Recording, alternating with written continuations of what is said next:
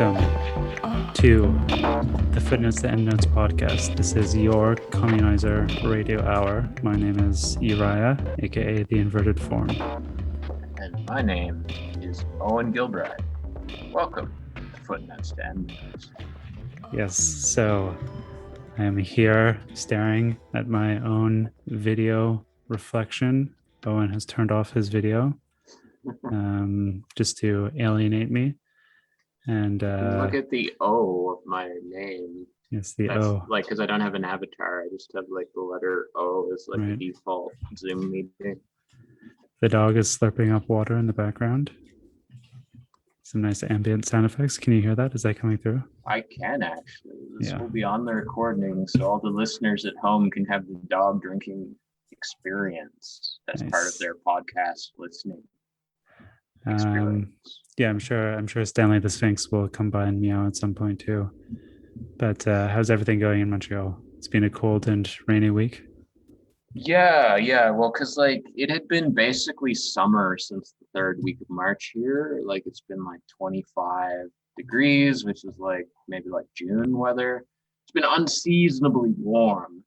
But obviously, as it typically does in April in Canada, like that weather pattern broke. It's been rainy and damp and like, 10 degrees or less for the last 3 days, which is fun because I've been like, they closed the gyms down again. I've been going out to the outdoor jungle gym equipment to work out. So yesterday I was out in the rain and like throwing around tires filled with like old rainwater and getting soaked. And it felt really invigorating. I really appreciated it. Yeah, doing that sort of thing in the rain is really what drives home those gains. Especially when you're doing bodyweight exercise, which is the gains that you're getting are purely psychological for the most part. Purely psychological, emotional gains. Yeah, exactly. Spiritual gains. Well, it's been quite summery here on the West Coast. It's been pretty much sunny and hot all week. I got a sunburn on my face briefly, spending too much time in the sun. The cherry tree in the backyard is blooming. And the chickens are chirping, the dog is barking, the cats are meowing, etc., etc. Everything is going according to plan. All right, well, before we get into today's essay, as a means of entry point into that, we are going to talk a little bit about some of the big labor news from the past week, which was the union drive in Bessemer, Alabama. Failed, unfortunately. I mean, it's not even really fair to say that they failed it, because this is the most expensive anti-union campaign that has ever been conducted in history. And, the amount of power that these kind of tech companies can bring against the working class is like quite unknown, unparalleled prior to now. And so it's not really fair to say that it was a failure, but 1,000 workers voted for the union, but ultimately the union was not able to ratify itself. So the drive has ended in that sense. But what do you think about this, Owen? Do you have any initial thoughts? Yeah, well, obviously Amazon was like a huge company before 2020, and like Jeff Bezos was one of the world's top 10 wealthiest people for like a while now, so like they were obviously really huge, but like no one would deny that they've like gotten exponentially more huge since the coronavirus hit. And like that's due to a number of reasons, most obviously because people are home, stores are closed, and they've been buying stuff off of Amazon. Like I'm not entirely sure what people buy off Amazon, because like not that many people read physical books, and like you can buy anything off Amazon. You can get dog food, you can get plants, you can get protein powder, you can get webcams and laptops and Okay, so like, alcohol probably, and damn, like a lot of the uh, stuff that people would have normally in the past just like gone out to a store to get, yeah, they're now getting off Amazon. right. Also, Whole Foods is owned by Amazon. That's like a physical grocery store. Oh, okay, yeah. So like that's probably the case too, where they own a number of other things that you don't immediately associate with Amazon. So I have to wonder, like, assuming that things eventually, quote unquote, go back to normal, like in the sense that like, people are allowed to go out whenever they want to stores and things, and there's like not like the fear of imminent death or something. Like, will Amazon's like neo-feudal stranglehold upon the masses, which is like developing at an alarming rate, will that be reversed to some degree, or has the damage already been done in the sense that like many of their competitors have been driven out of business, and like they have this like extremely like lopsided kind of like controlling position in the marketplace, which like, capitalism seemed not great before, but like this seems like extra not great. What do you Yeah, it's think? hard. It's hard to imagine that Amazon's, market share will recede at this point. Like the small business owner class, the small business owning class, the petit bourgeoisie, don't have the kind of power to actually be able to push back Amazon. And maybe there would be like some kind of state intervention to like give stimulus to these kind of like small businesses, which would perhaps like regain, like allow them to regain some of their market share. But there's no way that Amazon is going to in any way like voluntarily relinquish that. And in fact, I think we're going to see the Amazonification of more and more industries, especially like coming out of the coronavirus. The market will be so like weighted towards Amazon that the only way to like compete with them is to kind of Amazonify your business. Like somebody was kind of describing how that would work in like a restaurant industry, for example, and it's terrifying to imagine. It's like just such a nightmare to think about how like in a restaurant, like the servers and the cooks and the dishwashers are all, they're not going to be working for the restaurant itself. They're not going to be employed by the restaurant. They're going to be employed by like something like Grubhub or like some kind of like like independent contracting kind of business, and they're going to like receive, I don't know, some kind of like piecemeal rate from like some tech company that is paid by the restaurant through the profits, and they're going to be like people won't be like employees of businesses. They'll be independent contractors that are like kept in this kind of like precarious position, and like they won't even necessarily be doing their contracting at like one stable location, but they could potentially be moving from one restaurant to another every week or whatever. Yeah, I think it's quite frightening to think of the Mm, the possibilities for encroaching, for the encroachment of this Amazonification business model. yeah. Well, I mean, that's like, because I feel like a lot of people have kind of felt like that as a potential on the horizon, like a very real potential, especially like the last year. And also, I'd say that like the vast majority of people who do see that as a potential don't like it as a potential. Like, I don't think anybody would be particularly like hyped up about like that being like the future model of life on Earth, like capitalist or otherwise. Like, I'm sure even like a lot of the elite would probably be like, well, that's not ideal. That's not what we would want, like ideally, but like we're kind of in this situation, which like leads me to wonder if that does become kind of like the default model of employment, will that drive people to search for an alternative? Because I think you're already like kind of culturally seeing this with like the increase of like these trad movements of like people from big cities trying to move out to smaller towns, where there does seem to be this like urge to escape from what they see as just like the most demonic form of like big business capital just taking over the urban environment. There's like this like desire to like maybe like go out somewhere beyond its reach and establish a more like, traditional lifestyle where you're like taking care of your own needs, and like you maybe have like more of a barter system with like your small town community.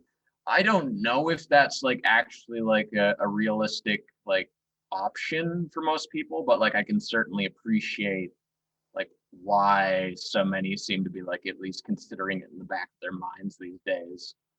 Yeah, I don't think that is a realistic option for most people, and I don't think that even like most people are considering that. I think that kind of like trad shit that like movement towards I don't know, some kind of desire to live like a rural traditional life is like pretty marginal, and is really marked amongst a certain demographic that absolutely does not represent the population at large. But yeah, just to kind of like shift gears a little bit, we were talking about like how what kind of demands would a Amazon union make, and how would they be able to like change their working conditions? We can obviously say that like one thing that they would do is like give them some relief from these relentless quotas that are uh, like so demanding, and which are the you know primary driver of the Amazon like profit. Yeah, so yeah, that's just like one obvious example of what they would do. And you know to try to like segue this into our essay, the this kind of like surveillance of the worker, and this kind of like relentless kind of like demand upon the worker, such that they are not able to go to the bathroom for fear of not meeting their quota and getting fired, is facilitated by these like iPads that they carry around, and these like this like software that is like it's a very sophisticated software that like tracks and records all of the movements of the worker, like their literal movements, and is able to like statistically analyze the movements of like hundreds of thousands of workers across the world, and like develop a quota that is as demanding as possible, without, I guess, like driving people into the ground, presumably. So it's able to like really like stay at that on that fine line of exploitation without killing people.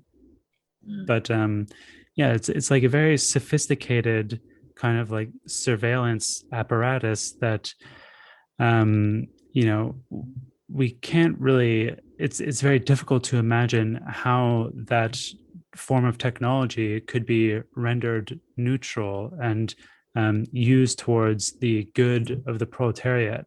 At the same time, we can see it like that at least the desire, if not the technical sophistication of that kind of surveillance apparatus, the desire to surveil to that extent is present everywhere in society, and it's extending way beyond the simple like model or the confines of the Amazon corporation.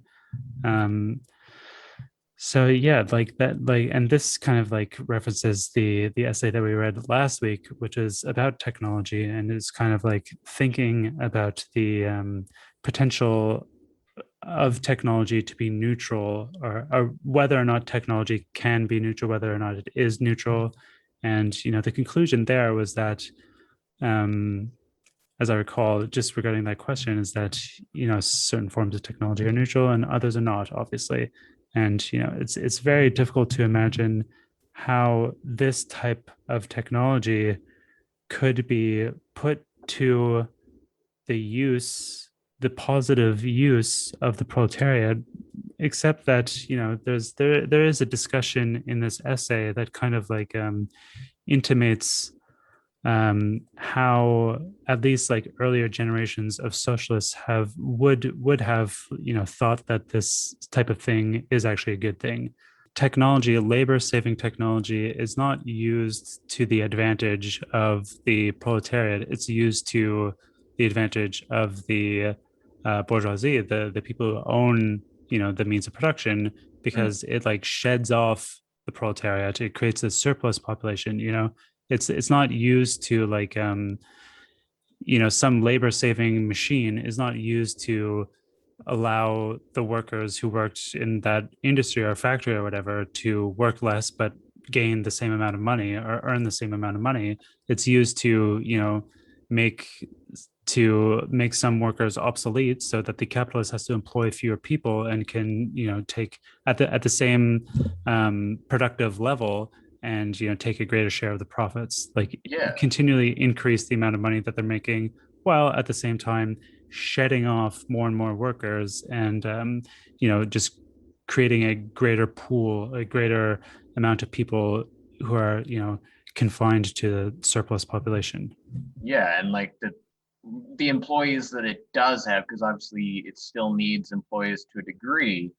Like I think especially with something like surveillance technology, like the demand is to like extract like increasing degrees of control over the employees, like more and more regimate their behavior patterns to like bring more and more of like their just general like acting procedures while they're at the workplace under like under the microscope of like capitalist like potentiality, because like at a certain point once technological innovation is slowed down and you're looking around for ways to like get increasingly efficient and extract more surplus value out of the production process, you increasingly have to micromanage your employees and look for like increasingly like minute ways in which like you could like change their behavior patterns and like make them essentially more like the ideal worker drone. Like what this process that trends towards is basically getting your employees to like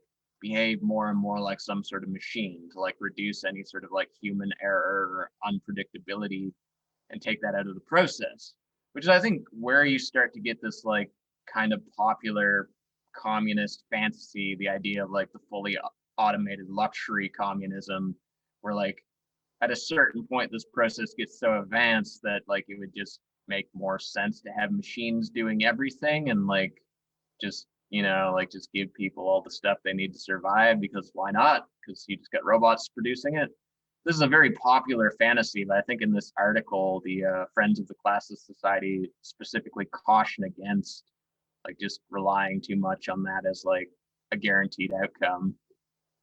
Right. So to get into it, we are discussing Contours of the World Commune by Friends of the Classless Society. We've read a few pieces from them, before getting into this volume. Berlin-based group of I don't know, Friends of the Classless Society, and it's a nice piece of work. It's a nice piece of work here. It's kind of like a bit of like social fiction, kind of like imagining in like pretty like satisfying detail. I found how a future communist society would look and function in various ways, and like kind of like addressing certain questions that might come up, one of which, to kind of like continue what you're talking about, Owen, is they talk about like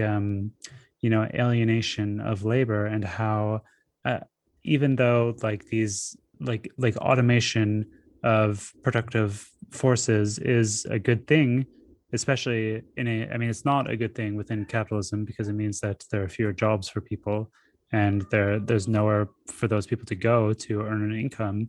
But within a capitalist context or a communist context, it would be a good thing, obviously, because it would allow people to have a greater amount of free time and not be chained to their labor. But at the same time, they like paint this picture of a kind of factory that is like largely automated, but which does require some human intervention, and that human intervention is going to be very alienated because the factory itself, the automated factory, is it's going to be its own kind of like functioning organism, and then the human being is going to be like fully subsumed to that. They're not going to be like operating out of any kind of like passionate principle or anything like that, or it's fully going to be, you know, a human who is uh subsumed to the factory, and you know they say like is an organ of the factory or whatever. But yeah, I thought that was a pretty interesting kind of like little problematic that they develop. And you know, even though automation of production is a great thing, like in for many obvious reasons, there's still like even within communism when automation would be um we would like expand it and develop on it, and when we wouldn't be, you know, chained to the labor process in order to like produce surplus value so that we could buy, you know, whatever it is we need to live, like we would be, you know, living in a more kind of like equal and kind of like utopian sense. We'd just be like getting what we need from society while we're putting in what society needs, but we would still be alienated in the sense that would be like kind of subsumed within this machine. But do you have any thoughts on that? Yeah, there is something, and this isn't maybe even necessarily something that's made explicit in the article, but like I think it is worth considering, and it's come up on the show a few times, is like the question of what does society actually need? Because like different people, and I'd say like most people are going to have different views on that, on what actually is essential. Because in capitalist society, there's like generally this feeling that a lot of like labor is ultimately just wasted labor. It's just creating endless commodities just for the sake of turning a profit. Like if you look at the history of like so-called innovation over the 20th century and the 19th century, like commodity innovation, there's just so much stuff that was made to basically fill a need that didn't exist before. Like so many cases of like some new product coming onto the market, which is just there to like, you know, extract profit.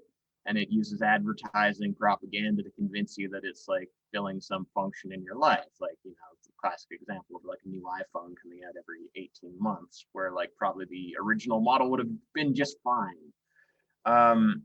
So like there is this recognition that there is a lot of like commodity production, quote unquote, needs that would just no longer exist under communism.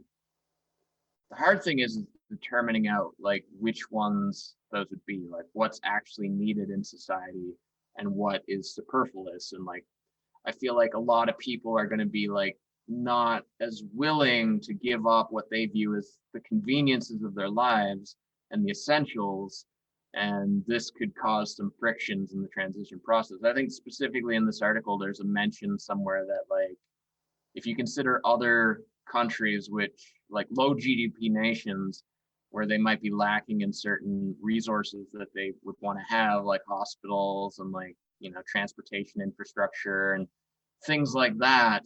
And if you wanted to actually like provide for those things in a communist society without just ramping up like, you know, production to the point where you're destroying the environment, you would have to reduce consumption in the high GDP nations, or what previously were the high GDP nations, in order to balance that out. And like I definitely see that as being like a potential for friction, because there's a lot of people that like might on paper say like, yeah, I'm totally down to like help everyone get a leg up for this like egalitarian society, but then when they find out what they might have to give up, at least temporarily, they might be less willing to do so. And that's like something I do think about, is like how do you address that? Well, I think they address it pretty well in this essay. I mean, they at least give us the tools to address it, which I think it's a pretty interesting quote they bring from Adorno here in the little kind of discussion about distinguishing between so-called natural and unnatural desires. Yeah, so the quote, paraphrasing from Adorno, is that's like making any kind of distinction between those two types of desires is essentially arbitrary and authoritarian. So, it's all well and good for you and I to say that, the desire for a new iPhone model is, a bad desire or something, or it's an unnatural or artificial desire. But, if we were to, that is like essentially a value judgment, and we have no business imposing that upon other people. And if we were to do so, that would fully be like an authoritarian move. I mean, it's just like forcing other people's desires to conform to our own vision of how things work. I mean, in the case of iPhones, there are all kinds of like moral arguments you can make about how, you know, like their production is like deeply unsustainable and exploitative. But say we're talking about like iPhone production in a communist society, in a global communist society, where the workers who are producing it are compensated according to their need, and where the refining of the rare earth materials or whatever is done in like an ecologically sustainable way. I mean, it's not really feasible as far as I know, but just for the sake of argument, say that the production of the iPhone is all fine and well and good. What business do we have? I mean, I actually think that smartphones are really bad for people, and that people should not have them, and it is an artificial or like a bad desire. But what business do I have like telling other people about that? This idea from Adorno, he kind of like says that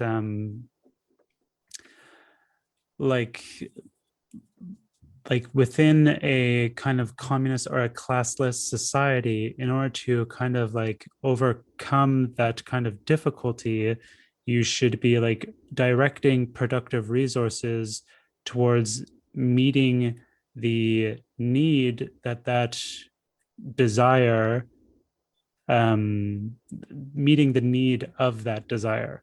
So, whatever need people have that is driving them to, for example, consume like deeply artificial culture, like, Netflix or whatever, like highly commodified and like brain poisoning culture, and to like rely so heavily on their phones, to be so like heavily tethered to their phones.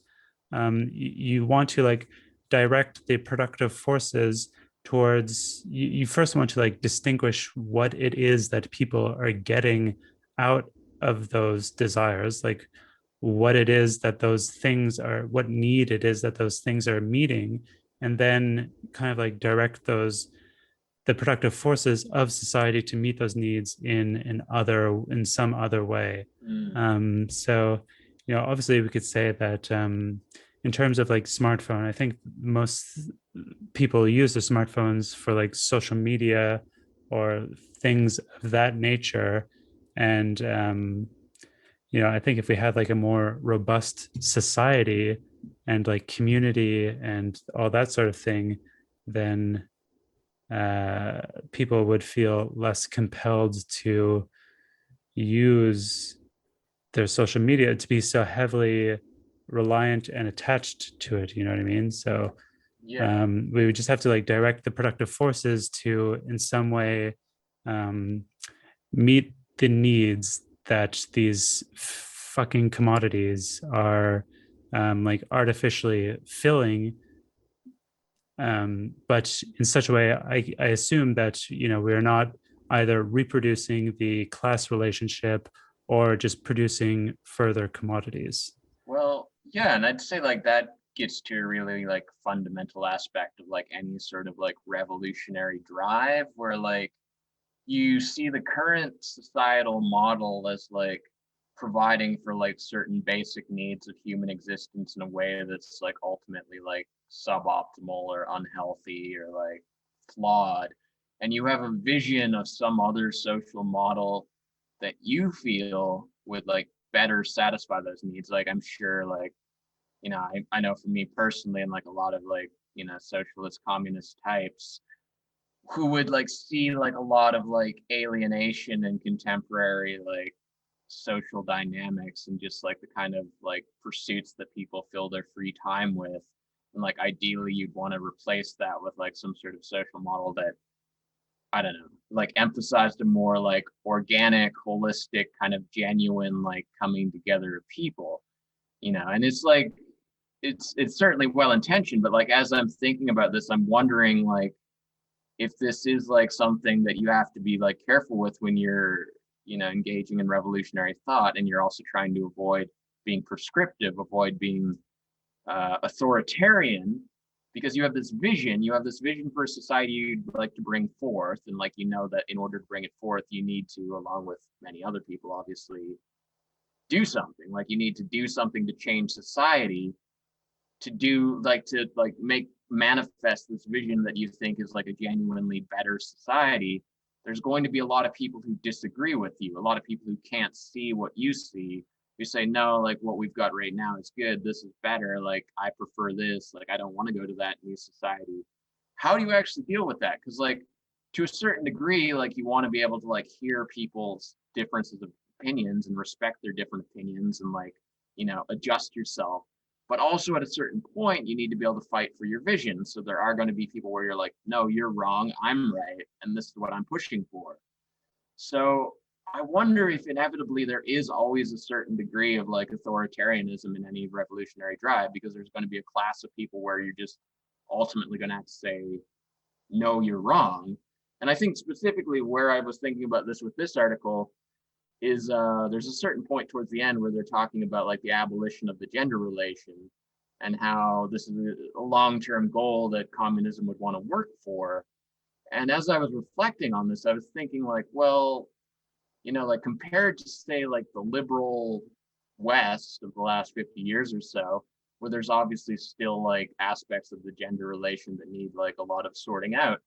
Compared to that, there's like other parts of the world, other cultures where like, there is, let's say, a much more traditional gender relation that is like much deeper than like what you would see in North America today, like where there's very rigidly defined gender roles and cultural expectations of men and women, and like, like machismo culture in parts of the world that's still very strong, and like expectations of women to be like submissive and feminine, and like being a mother role.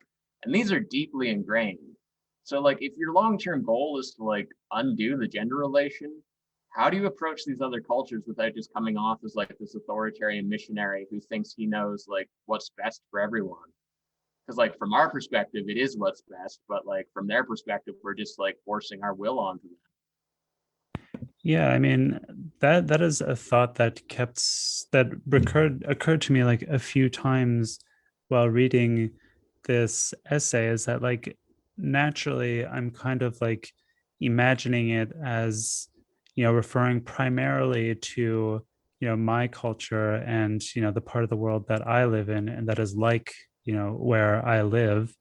But there are a few references that kind of like you know shake you loose from that and remind you that in fact like what they are talking about is at least intended to apply to, the entire world. Like they make explicit references to, the situation or whatever it is that they're saying, like the kind of like society that they're imagining, and how it relates differently to the global north versus the global south.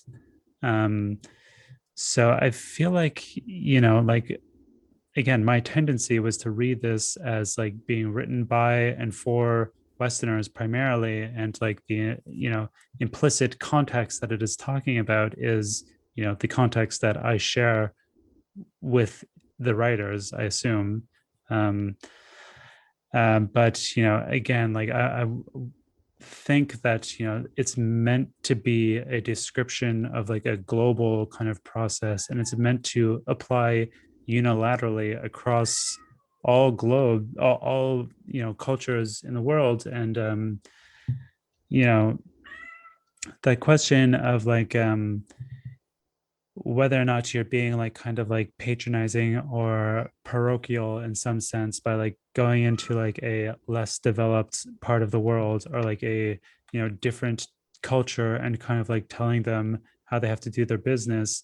I mean, that is not the idea here. Like we're imagining like a post-revolutionary society and how it would meet its needs. And I think the fact is that, you know, like the workers are going to determine that themselves. Like they talk about the kind of social forms that would come to be, or that would, you know, govern this new world.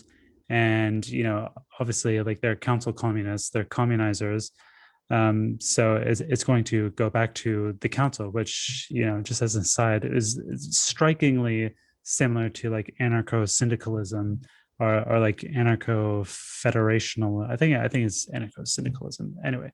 But yeah, I think like with respect to that question of like how are you going to kind of like address the gender question, um in, as it exists in like cultures that are, you know, vastly different to ours, but where, you know, gender norms or relations are like more deeply entrenched than ours, without being some kind of like you know, like I don't know, like colonizer in some sense. But yeah, the point is that, you know, the people there are going to do it themselves. And like if they are liberated, I think it's fair to, I think this is something that I actually believe.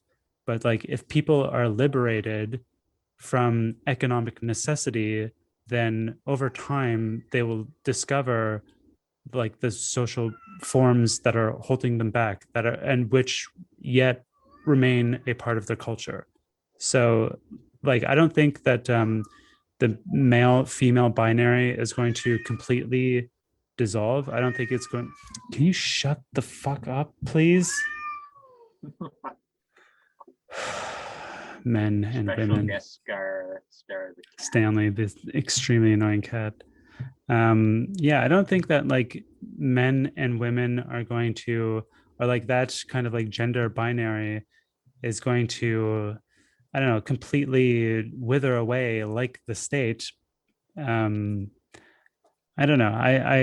Yeah, I go back and forth on that question. But you know, I think that like if you liberated people in these like highly gendered societies from economic necessity, then naturally they would find, they would begin to like isolate the kind of elements of gendered relationships that are not good for them, that they don't like, Mm. and that they want to do away with. And at the same time, retain those elements that, you know, are neutral or positive, and which, you know, are like characteristic of their culture. Or yeah, that's my thought. But Yeah, I mean, like I personally feel like it's okay if we don't have like answers for all of these questions right now, because like personally I generally try to avoid too much like utopian thinking. Like my thinking is that like once you've introduced like some sort of global post-capitalist social order, like let's say you get global communism, like you won't magically just solve all of the problems right away. Like, you know, this new social order, it would alleviate some of the problems that exist under capitalism.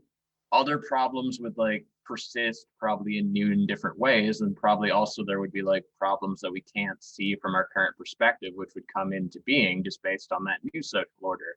Like there's certain issues that have like defined like human thinking since pretty much like the dawn of recorded history, which just, you know, go through all of these like permutations as we go from like feudalism to capitalism, liberalism to socialism. Like under whatever system you're in, there's probably going to be these like complex questions about like, you know, the relation between male and female genders, the relation to like between human beings and other animals, like the drive to technological progress versus like you know, just like staying in one mode, racism, nationalism, like divisions between people in different places, like all of these like complex problems. Not even to get into spiritual stuff like, you know, the nature of life, or like the meaning of death, or like is there a god, like all of this will probably persist in some form once you get to communism, like because it's been there throughout all of history,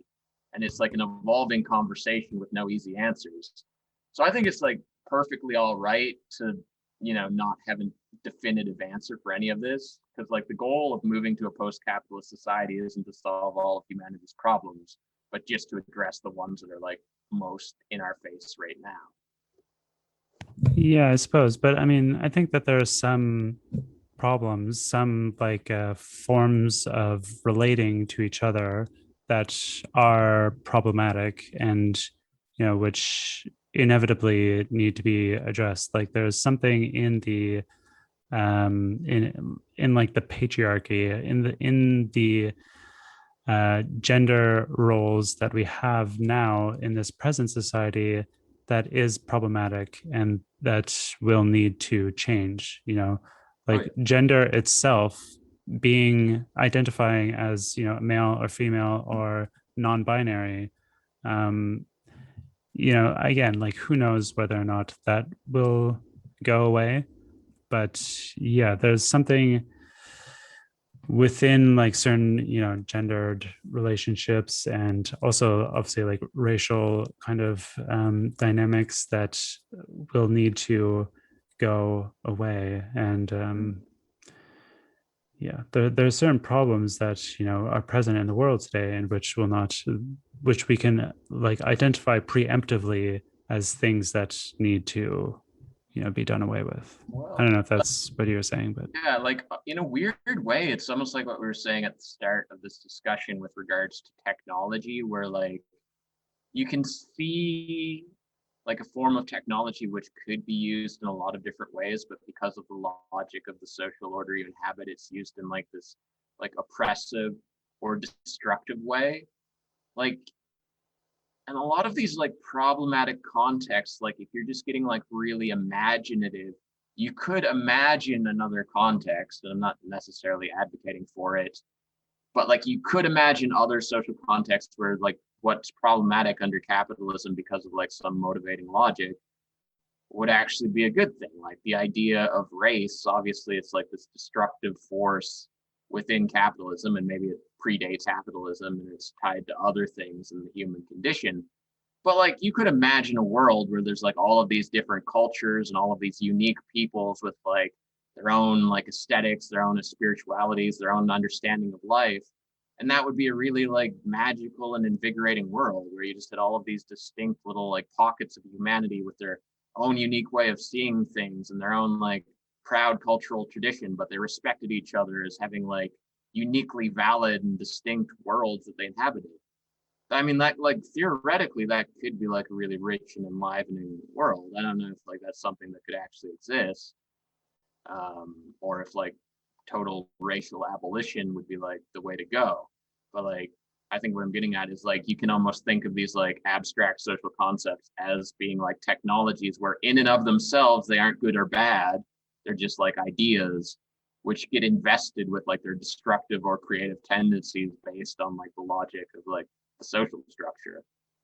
yeah, and how they're like kind of like plugged into that social structure, and how and also like their origins. So we were talking about like the Amazon surveillance apparatus, and how like sophisticated it is, and how destructive it is, how bad it is for the workers who are subjugated to its yoke.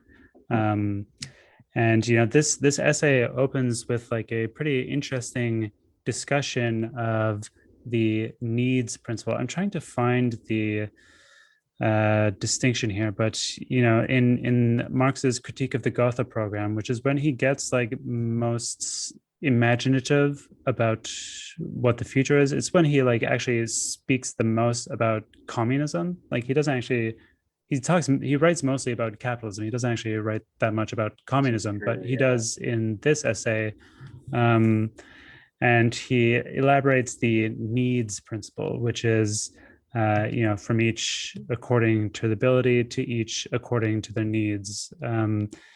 And he also talks about like like a two phases. This is not the same thing as the Leninist kind of like transitionary phase of socialism to communism, but there's like an idea of like two distinct phases of communism itself. The first, there's like a subtle variation on the needs principle. I think it's like from each according to their to each, okay, here it is, from each according to the ability, to each according to their contribution, is um for the first phase, where like people there's still like this like labor note kind of thing that is handed out. Basically, like every hour is kind of like quantified in a sense, and you don't get a piece of like currency, but you do get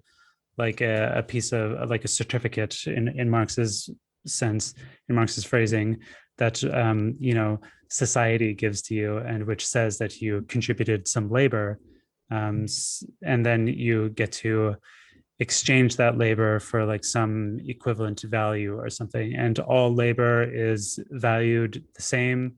A mason and a neurosurgeon, their labor is valued the same. But the idea here is it's kind of like to compel people to contribute to society. That is like the first phase of communism, and the second phase is from each according to their ability, to each according to their need. So the first is from each according to the ability, to each according to their contribution, which is where you're kind of like exchanging equivalents. And the second is according to their need, where there's no sense of like an exchange. There's no sense of like compulsion or coercion in any sense. That is like, full communism, where like everything is free. There's no certificate. There's no money. It's like very kind of like Star Trekky, where like they're like all the stores are just like you just like go in and like take whatever you want, or whatever. Yeah, yeah, But yeah, and there's no like fear of people like abusing that, because there's no need to abuse it. Like we've like gone away from like scarcity mindset. So yeah. it's like a very nice thing to think about. But with regards to the first phase of communism, they like the Friends of the Classless Society are discussing it, and their view is that it's a bit of an anachronism. It's a bit antiquated, and it really reflects a period of historical development where like the productive forces were much less sophisticated than they are now, and where the idea of like quantifying labor I guess was more feasible. And also like I think the state of automation is pretty important here, because like I think the kind of the final argument that they kind of develop, why we don't need to rely so heavily, we don't need to think so much about this kind of first phase of communism, is because like we can kind of like the productive forces are already at a high degree of automation, so you can kind of just like jump into a state where people are like freed from bullshit jobs, and where commodities are produced at like such a rate via like automated productive forces, that we don't need to worry so much about people like contributing, or like coercing people to contribute. But yeah, I was thinking about like this Amazon, like the kind of like difficulty that they develop with regards to this first phase of communism, is that it's very difficult to like quantify, nigh on impossible to quantify people's labor, because like how do you like quantify the value of like the social value of like a piece of bread, for example. And they talk about how like you have to like quantify the value of like the oven that cooks it, which is like made of many different things that are produced in many different places. Like you have to go all the way back along the like production scale to like the mining of the ore that is used to like to smelt the iron that is used in this oven that you use to produce a piece of bread. and you have to produce enough bread for enough amount of time to get your certificate, which says that you worked, one socially average hour, and then that gets exchanged for, like dentistry, which, like all the same, kind of quantifications have to occur with all of those instruments. It's just like, it's so much. It's really enough to kind of like break your brain. It doesn't seem really feasible or realistic to think about like quantifying every single thing in society in that way, as well as every piece of um, time, except if you think about like the like Amazon like surveillance apparatus, that is like a very highly sophisticated piece of technology that could be expanded and repurposed, kind of like reconfigured a little bit, and it could probably do all this. Like, they have enough resources to kind of like develop it. And if we just, surveil every single aspect of social life, if we subject it to this same kind of software, and like quantify every single movement that everybody makes at all times, then we would have an accurate sense of how to like distribute goods and whatnot. But who the fuck wants to live in that world? That's like absolute panopticon worlds. Like, that's not what we're fighting for as communists. Like, that it's very hard to imagine how such a society could be called communist. Yeah. Um, Do you yeah, have any thoughts on this? yeah, I do have some thoughts on this. So when I'm thinking of like the two phases of communism, right? Like you think of the second phase, like from each according to their abilities to each according to their needs, and that's like the end goal. That's where like you want to be, where like nobody has to worry about like basic survival anymore, like everything's covered, like, and people have been sufficiently like recultured or re-educated to the point where they're no longer in like this like cutthroat competition with each other. They want to contribute just because they genuinely enjoy it, and there's like society has been re-engineered in such a way that there's like somebody out there who wants to do all of the jobs that need to get done, or like we've got like robots doing them or something. And that's like the end goal. And you can't just go immediately to that, at least like when Marx was writing this, like back in the day, like, it was like recognized that this was like a goal, but like obviously you would need to like make a bunch of changes, like both in terms of like the material infrastructure and like people's like individual psychology, which is why you have like the first phase, which is like the revolutionary phase, where basically everyone still needs to work because you need to work to like move society more to that place where you want it to be. There's like a bunch of like practical stuff that needs to get done.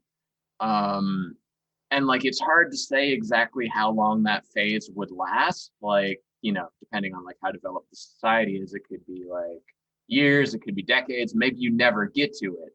The point is that like you're at least like working towards it. So theoretically, even if you never quite get to that point where everything's automated and like nobody has to work, like you're at least like making every like genuine effort to like move more and more in that direction. Whereas like in the capitalist society, like all you're doing with your labor is further entrenching the capitalist class relation. So each like potentially labor saving innovation just like doesn't really do shit because like it's just used to maximize profit. So like even if you perpetually were in this first phase of communism where you still needed to work, like that work would like be reduced exponentially over time. Um, so like in Marx's day, back in like the middle of the 19th century, like it was like obvious that you would need like quite an extensive like first phase because there was a lot to be done.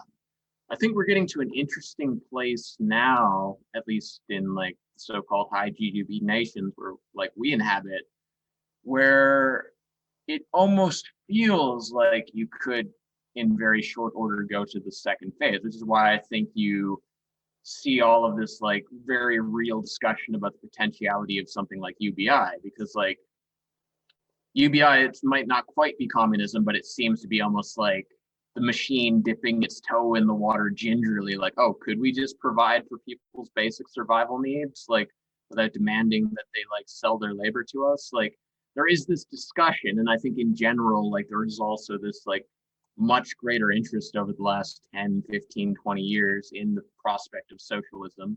Seems to be something more and more people are considering. So like you can see this psychological shift happening. And I'm going to bring in Joseph Schumpeter here because I've been reading his book Capitalism, Socialism, and Democracy for the last few Wait, weeks. who? Joseph Schumpeter. Scumpeter. I've never heard of him. I've never heard Joseph of him. Schumpeter, some Austrian guy. But like his whole book, and it's a good book. I'd recommend people reading it. It's a little dry, but it's like very informative.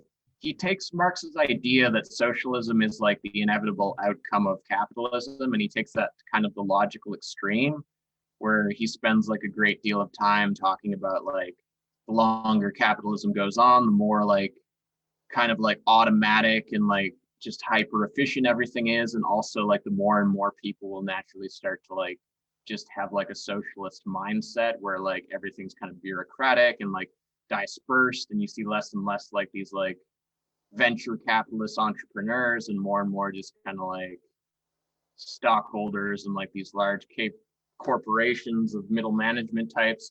And that at a certain point, like capitalism will be so fully mature that it will just be like a kind of a formality to like switch over to communism.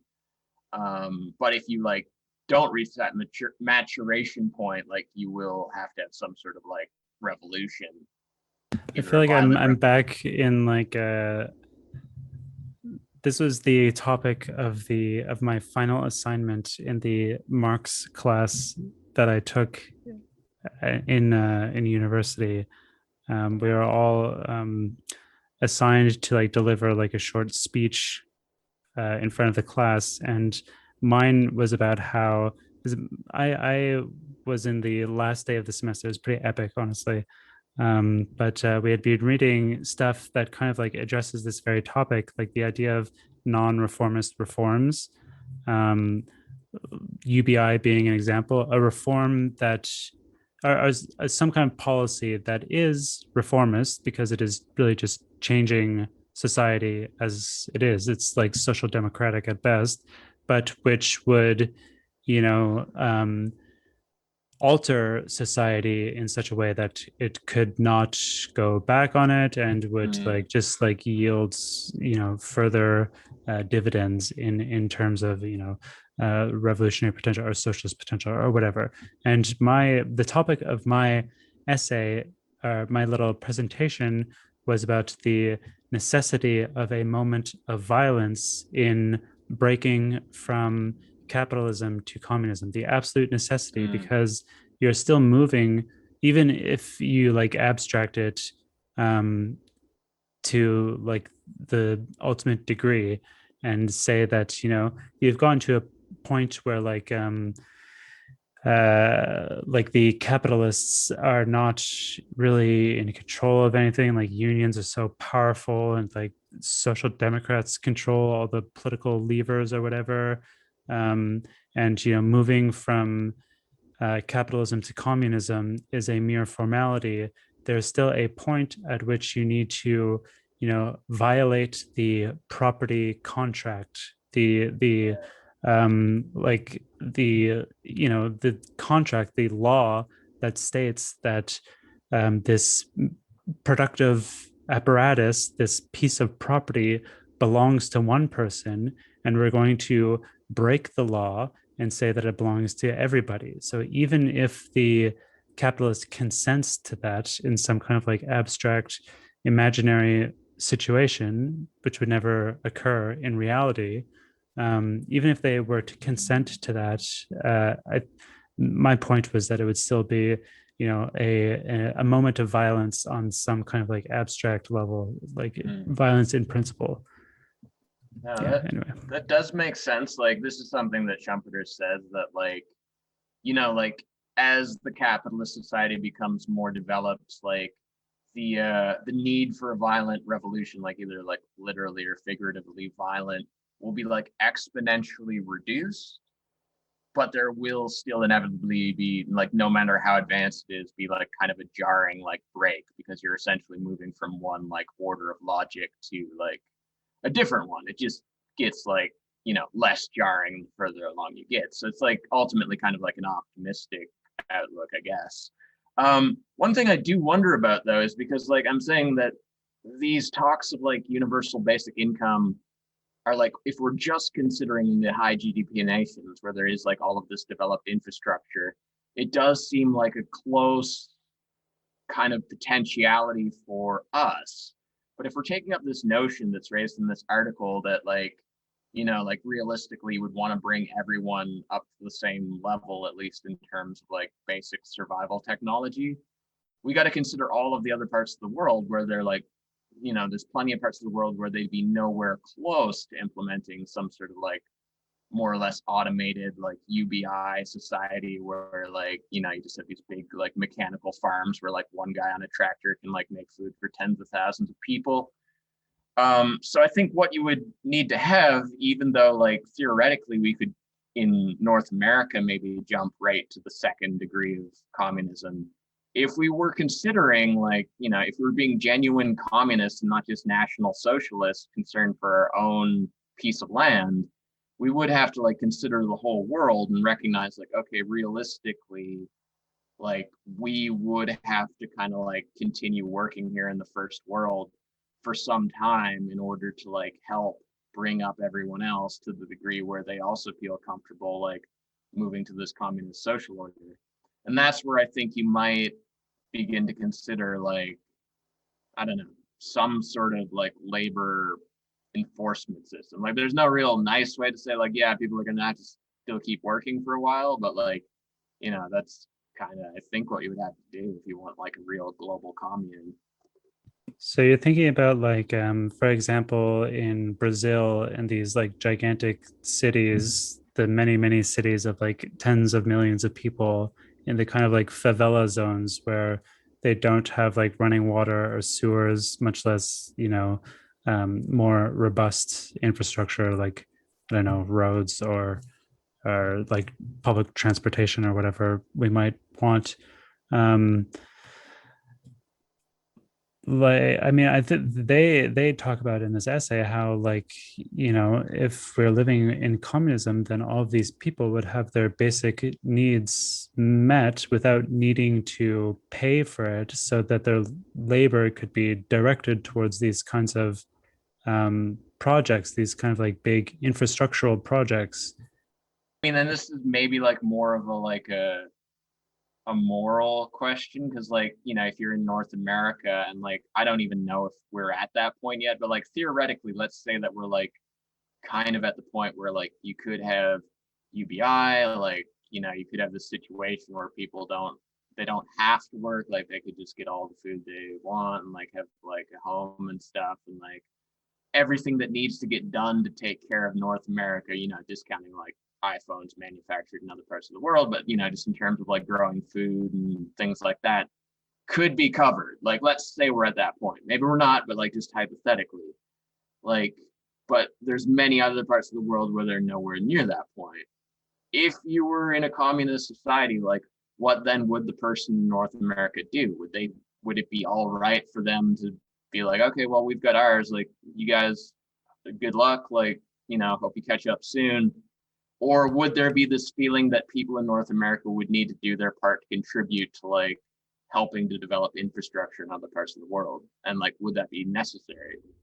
I'm taking the perspective, and like, I'm not even like necessarily like advocating this perspective, but it seems to be the perspective put forward in this article, that if you had like a truly global society, like a global communist society, everybody would kind of be concerned for everybody. So even if you in your own nation had all of your material needs taken care of for your survival, what would you do if there were other nations that did not have that, or maybe like a significant portion of the planet that were not in that position?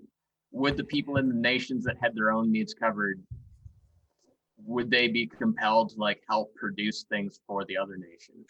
Right. I think Evo Morales talks about how like developed nations nations that have already gone through their developmental phase owe a kind of like carbon debt to the undeveloped nations, which is something that they kind of like address a little bit in this essay. But yeah, I mean, like there's obviously like technology would be shared freely, like blueprints for how to build, I don't know, solar panels and like, you know, nice public transit or whatever would be shared freely. So that doesn't seem like we wouldn't be leaving these like less developed nations up to like come up with their own technologies. You know, the like most advanced technology would be available to everybody.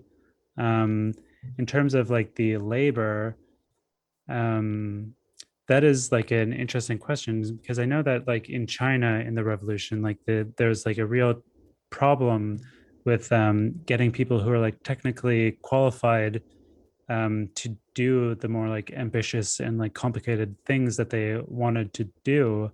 They had to rely a lot on Russia, and eventually there came to be this class of people, the red engineers, who kind of like had like a like undue position in this presumably communist, you know, classless society.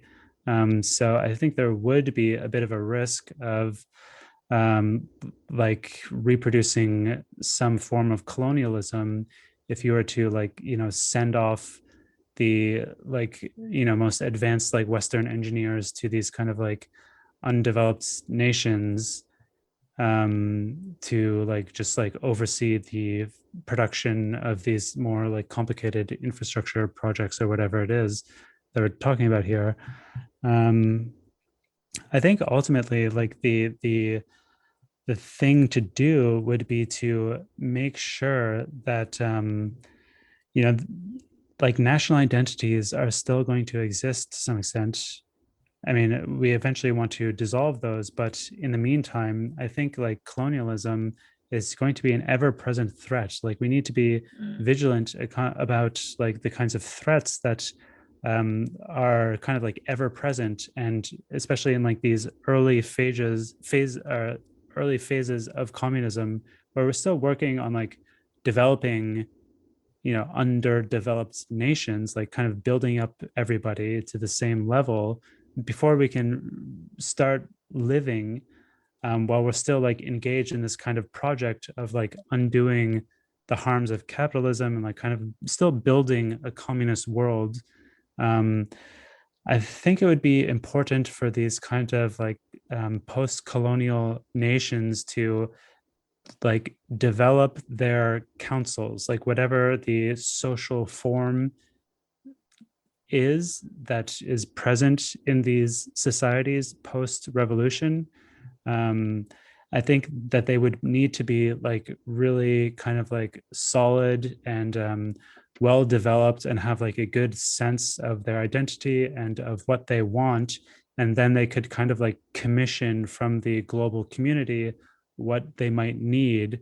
And in that way, you know, we would be less at risk of reproducing colonialism or like building up this kind of like new class of like technocratic elites or whatever. But also colonialism is in itself something that is you know, there's like the racial aspect of it, but it's also like fundamentally, I think, like a capitalist kind of project. And without the profit motive, without the incentive of like exploiting for value and, you know, your own benefit, then if that is not really a possibility because there's no money anymore, then, you know, maybe colonialism is not really so much of a threat. But yeah, I think that the real key here is to make sure that, you know, the all the social forms are kind of like in place such that these places can like, you know, self-determine, and so that the workers Mm. can self-determine via these you know, grassroots social forms, whatever form they take. You know, we haven't spoken too much about this section of the essay, but there's a nice little Horkheimer quote about how the constitution of the classless society will be unstable and varied because, in different parts of the world, people will want to take on different, social forms, different like ways of organizing themselves. It's going to look different everywhere, and it's also going to change even within one zone as people, refine their methods of interacting with each other, of dealing with problems, et cetera, et cetera. So yeah, I think, yeah, I think like the social form, like, and making sure that the people of these kind of like more vulnerable nations are, able to self-determine and protect themselves from, the rapacious nations, is going to be very important here. Yeah. Yeah. I mean, I guess like just in saying all that, like that does do a really good demonstration of like how the first phase, like the transitionary phase of communism, it isn't just like a material transition, it's a psychological transition, because like the position we're in now is we recognize all of these like abstract like social and cultural phenomenon, and we recognize that like these would inevitably have to like change ultimately under communism, like when you approach these like complex problems and you recognize like the way in which you approach them, like certain default presuppositions that you have about it like are problematic, like, oh, like how would I approach this problem, and you start thinking about it in like colonialist ways, and you recognize like, well, that's not optimal, like that's something we'd have to like re-engineer, like the way we like mediate this social phenomenon. But like I think like the important thing is it's like you would like undergo this transitionary process like with a different fundamental mindset. Like the capitalist mindset is like squeezing profit, exploiting resources, be those resources technologies or other nations, other people, to maximize your own profit. Like if you took that away and replaced it with like a, let's say like a communal motive where your goal is genuinely to like bring up the like personal agency and genuine well-being of like every conscious being on the planet, human or otherwise, um if that's your like fundamental motivating force, like I think that's enough, because then you'll be approaching all of these complex problems with the desire, even if you don't see right away how you're going to make it better, but like ultimately to try to make it work better, even if currently you recognize it as something that needs to change. Agreed. So on that note, I haven't seen the dog in like 20 minutes. I let her Oh out my and gosh. Oh boy. haven't seen her in a while. Oh So boy. let's wrap it up here. Okie It's a pretty dokie. good discussion, I thought. Yeah, yeah. Very, very good essay. I would highly recommend it. It's very nice to read, optimistic, kind of like it's satisfying is what it is, because they go Yeah. to like some length and like kind of imagine the future in some kind of like technical detail that is, really, really Yeah. satisfying to read. Like I Yeah. didn't, when I first read it, I was, I enjoyed it, but like I'm realizing now in talking about it that like it does like give you a lot of like food for thought. Like it's really like one of those essays that you really get the full appreciation for it in a discussion about it afterwards, because it like lays a lot of points out for you that you can like develop on your own after. So I think like, yeah, definitely a good essay. Yeah, it stokes the imagination. It's not also like very technical or like especially dense or anything like that either. Yeah. So if you liked the conversation, then you can support us and make sure that we keep having them at patreon.com/the inverted form. We have a Discord community where I have one fiction reading group going, and I look to be starting up a nonfiction, more theoretical reading group over the summer. If you want to get in on that, if you want to join in on the conversation, just send me a DM, or you can support us on Patreon at whatever tier you're able to. Um, yeah, you can follow me on Twitter and send me DMs, requests for access at the inverted form. Owen. My name is and has been and continues to be Owen Gilbride. You can find me on the internet at my website, world3.tk, where like I'll probably eventually post links where you can buy my music, but right now you can just download it for free. So if you want to download it for free, do that. I should have some new stuff coming out soon. Got some compilation tracks that have just come out and will be coming out this spring. People producing physical media and shit. So like, I'll keep you posted on that. But in the meantime, keep on rocking in the unfree world. Keep on rocking in the unfree world. Okay, thank you. Bye.